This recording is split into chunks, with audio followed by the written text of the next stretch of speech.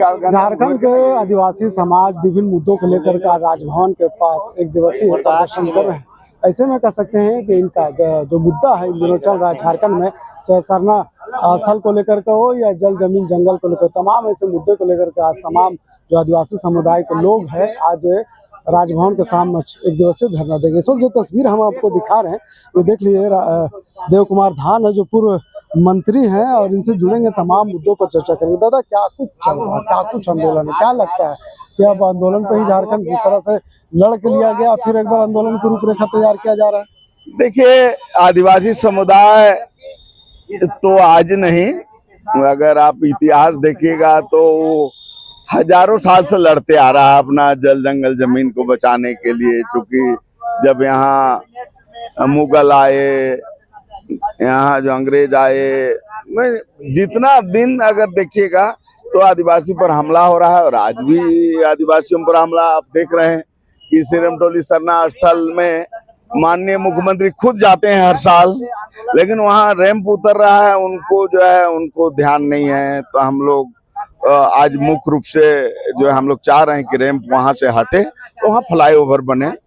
दूसरा जो है हम लोग का मारंग गुरु है जो पूजा स्थल है, परशनाथ पहाड़ जो संथालों का वहाँ पूजा स्थल है, उसमें जो है अतिक्रमण हो रहा है जैनियों के द्वारा।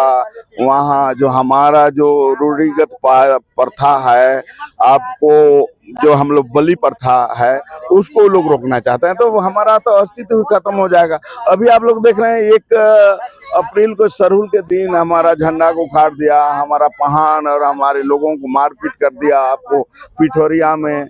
और तीसरा जो आप लोग देखे होंगे, हमारा बकास बिहारी महतवाई जमीन में खटाल खोले हुए और सोनू मुंडा का फगुआ के दिन हत्या कर दिया गया। तो हम लोग बड़ा हमला हो रहा है, तो हम लोग इसलिए सरकार से मांग कर रहे हैं कि आदिवासियों का जितना धार्मिक सामाजिक जमीन है उसका चिन्हित करे सरकार और उसको सुरक्षा प्रदान करे। और जो भी हमारा रहती जमीन है जो सीएनटी डिस्प्यूट को उल्लंघन करके जो लूटी जा रही है उसको जो है सरकार रोके। मुख्य इसी मुद्दे पर हम लोग जो है आज मैंने धरना प्रदर्शन महामहिम के पास रखे। दादा, हम अगर 2 दशक पीछे जाते हैं जब झारखंड बिहार में था, जब सम्मिलित था और कई ऐसे आदिवासी नेता झारखंड को अलग करने के लिए आंदोलन में शामिल हुए थे। 2000 में जब 14 नवंबर को झारखंड अलग होने का ऐलान हुआ तो कहीं न कहीं आदिवासियों के एक आस जागा, उसके चेहरे पर खुशियां हैं कि अब अपना राज मिल रहा है। लेकिन राज बनने के बाद यहाँ पे कई ऐसे आदिवासी है जो मुख्यमंत्री के पद पर है, लेकिन आदिवासियों का विकास नहीं है। देखिए, बार मैं इस बात को बोल रहा हूँ कि अगर आप 24-25 साल को देखेंगे तो उसमें 5 साल माइनस कर दीजिए रघुवर दास को, तो करीब 20 साल 19 साल आदिवासी मुख्यमंत्री रहे, जिसमें 14 साल तक बीजेपी का शासन रहा और 10 साल तक इंडिया गठबंधन का रहा और 5 साल और पुनः। लेकिन जो समस्याएं के लिए लोग लड़े, जिस उम्मीद के लिए लड़े, उस उम्मीद पर तो कोई भी सरकार, कोई भी पार्टी, कोई भी मुख्यमंत्री संज्ञान नहीं लिए। और जो स्थिति आज बनी हुई है, चाहे वो भाषा का सवाल हो, धार्मिक सवाल हो, या जमीन का सवाल हो, या नौकरी का सवाल हो, या स्थानीय का सवाल हो, तो ये मामला है। तो क्या लगता है दादा कि अबुआ सरकार झारखंड का सिर्फ पोस्टर पे है कि पेपर पे है, जमीनी हकीकत में कुछ नहीं है? देखिए, जमीनी हकीकत में तो कुछ भी नहीं है, क्योंकि देखिए शिक्षा आप देख रहे हैं कि शिक्षा के क्षेत्र में कुछ भी नहीं है। अपना क्या स्थिति है, रोजगार के क्षेत्र में क्या है, कोई भी क्षेत्र में आप हमको बताइए कि राज्य सरकार जो है 25 साल में कोई काम किया हो, कोई भी एक जो विभाग कोई बताइए जहां ऐसा किया गया है, कहीं तो दिखता नहीं। तो ये पेपर मीडिया में है, आईवास है। क्या लगता है कि जो आदिवासियों का आंदोलन, गुरुजी ऋषम गुरु शिबू सोरेन का आंदोलन, अब उनका धीरे धीरे खत्म होता जा, जो सोच करके उन्होंने राज्य का निर्माण करवाया, राज्य का गठन हुआ, क्या लगता है कि वो सोच अब आगे नहीं बढ़ेगा? क्योंकि 24 साल का जवान हो चुका है झारखंड। हाँ देखिए, निश्चित रूप से झारखंड जो है जवान हो चुका है, लेकिन झारखंड जो है वो बेरोजगार हो गया है, वो बीमार हो गया है, वो उसको घर विहीन हो गया है। तो देखिए, शिबू सोरेन निश्चित रूप से आदिवासियों के लिए प्रेरणा स्रोत रहे हैं और उनके आंदोलन से ही झारखंड राज्य का दिशा जो है आगे बढ़ा। लेकिन उनके बेटे तो आंदोलन से नहीं आए हैं, इसलिए उनका जो है झारखंड के प्रति हमको नहीं लगता है कोई बहुत लगाव होगा, उसको कोई बहुत दर्द होगा, उनको बहुत ज़्यादा उसके पास कोई सपना होगा, क्योंकि वो पैदा ही लिए हैं सोना का चम्मच लेके। तो इसलिए मंत्री पुत्र कभी धरती पुत्र नहीं होता है, ऐसा विद्वान लोगों को कहावत है, इसलिए हमको उम्मीद नहीं। एक वक्त था दादा जब देव कुमार धान का आवाज विधानसभा के अंदर गूंजता था, आज सड़कों पे गूंज रहा है।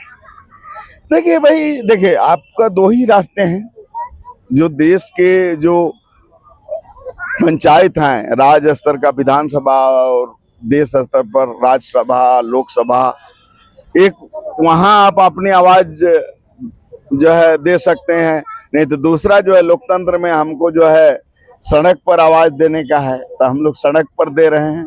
हम लोग पेशा कानून को लेकर के देव कुमार धान क्या सोचता है?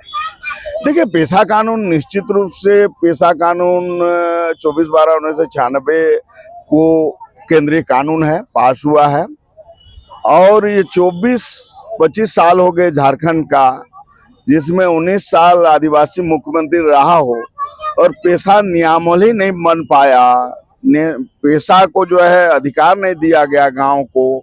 ये बहुत दुखद बात है। आज हम लोग निश्चित रूप से पेशा में ये मांग कर रहे हैं कि जो नियमावली बन रहा है उसमें कम से कम 3 चीज सरकार जोड़े। एक है कि भूअर्जन में ग्राम सभा का सहमति आवश्यक हो, दूसरा जो गलत ढंग से हड़पी हुई जमीन को ग्राम सभा से वापस करने का पावर हो, तीसरा जो आदिवासी में खरीद बिक्री भी हो तो उसमें ग्राम सभा का एनओसी जरूरी हो। ये 3 चीज हम लोग विशेष रूप से चाह रहे हैं और हमारा परंपरागत स्वशासन व्यवस्था है उसको सरकार जो है मान्यता दे, इस पर हम लोग चाह रहे हैं और इसका वृहद आंदोलन हम लोग करेंगे कि ग्राम सभा को अधिकार चाहिए ही चाहिए, क्योंकि उसके बिना आदिवासी समाज नहीं बच पाएगा। इसलिए ग्राम सभा को शक्ति चाहिए जो पेशा के अनुसार। पेशा को लेकर मतभेद है, क्या लगता है कि 5वीं अधिसूची के जो मांग है उसमें शामिल होना चाहिए? देखिए, हम लोग अभी 5वीं अनुसूची को लेकर हम लोग एक सेमिनार करने वाले हैं यहाँ, और हम लोग अभी महामहिम राष्ट्रपति महोदय से भी हम लोग मिलने वाले हैं, जिसमें हमारा 5वीं अनुसूची, टीएसपी, आदिवासियों का धर्म कोलम, इस सब मुद्दे को लेकर तो हम लोग निश्चित रूप से लगातार प्रयास कर रहे हैं और आज भी हम लोग प्रयास कर रहे हैं कि हम लोग गवर्नर साहब से मिले और अपनी बात को रखें। लेकिन सरकार आदिवासियों का धर्म कोड, सरना पे, तमाम ऐसे मुद्दे पर बात करती है, क्या लगता है कि सरकार इस पे इम्प्लीमेंट कर पाएगी?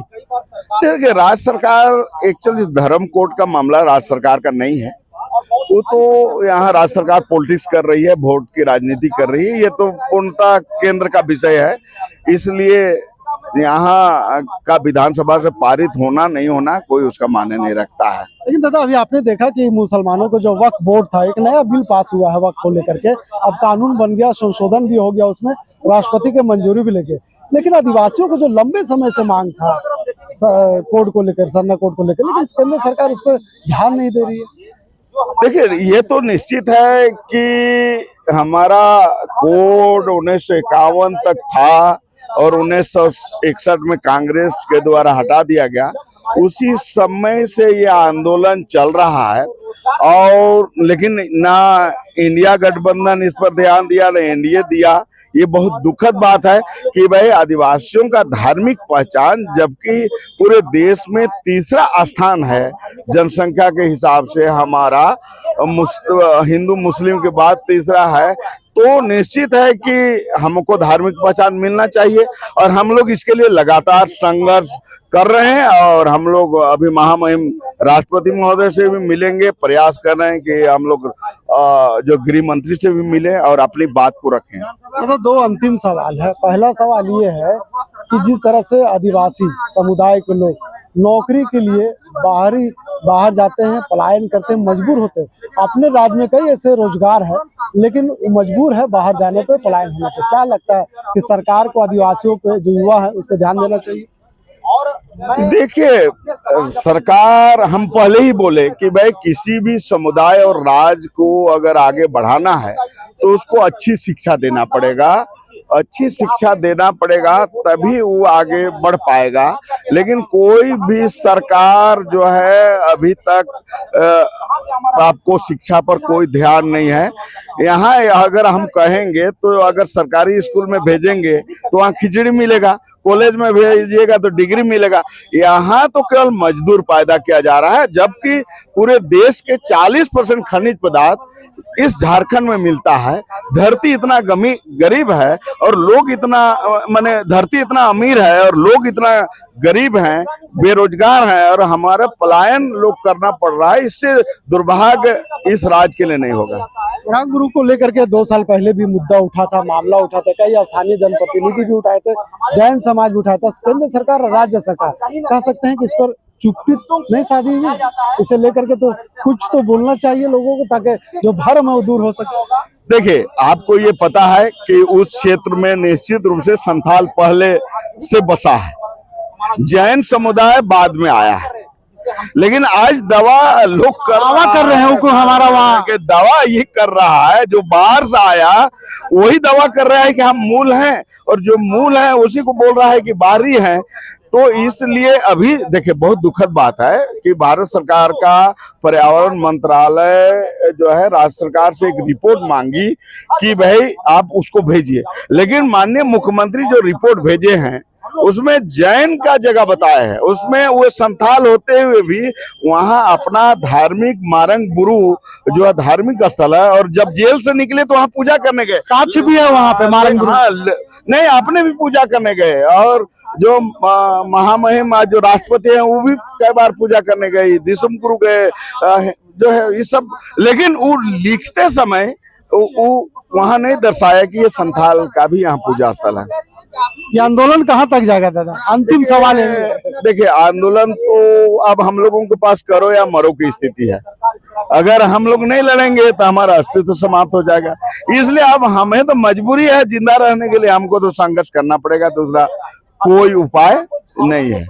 झारखंड के आदिवासी अपने अस्तित्व को जिंदा रखने के लिए अब सड़क पर उतर गए हैं और आंदोलन कर रहे हैं। ऐसे में जो तस्वीर हम आपको दिखा रहे हैं, ये राजधानी रांची के राजभवन के समक्ष है। अभी धीरे धीरे इनकी संख्या बढ़ेगी, और ऐसे में जो तमाम आंदोलनकारी जो लोग हैं, जो आंदोलन करने वाले हैं, जो आवाज को बुलंद करने वाले हैं, वो एक एक करके धीरे धीरे यहाँ पे पहुंच रहे, और यहाँ पे आदिवासियों की संख्या बढ़ेगी। जैसा कि जिस तरह से पूर्व मंत्री देव कुमार धान ने कहा कि अब लड़ाई आर पार की होगी, क्योंकि जिस तरह से आदिवासियों के संपत्तियों की बात करें, आदिवासियों के हक अधिकार की बात करें, दोनों सरकार छीनने का काम कर रही है। अब सभी आदिवासी समुदाय सड़क पर उतर करके सरकार को जगाने का काम करें। ऐसे में देखना होगा कि क्या सरकार इनकी बातों को सुन करके अनसुनी करती है या फिर उस पर आगे बढ़ाने का काम करती है। इस खबर के लिए यहीं तक वीडियो जर्नलिस्ट फैयाज के साथ मैं नौशाद, संवाद रांची।